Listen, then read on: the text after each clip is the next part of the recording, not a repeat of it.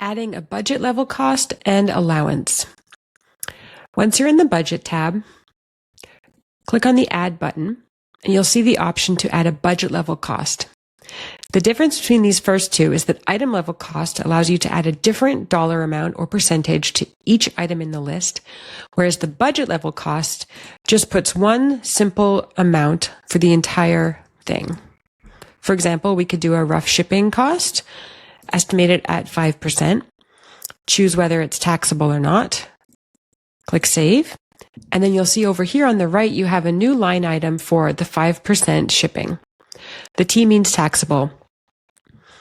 Now to add an allowance, go to the same drop-down, select allowance, label it as needed, choose percentage or dollar amount, include whether it's taxable or not, and now you've got a budget allowance for styling included as well over here on the right.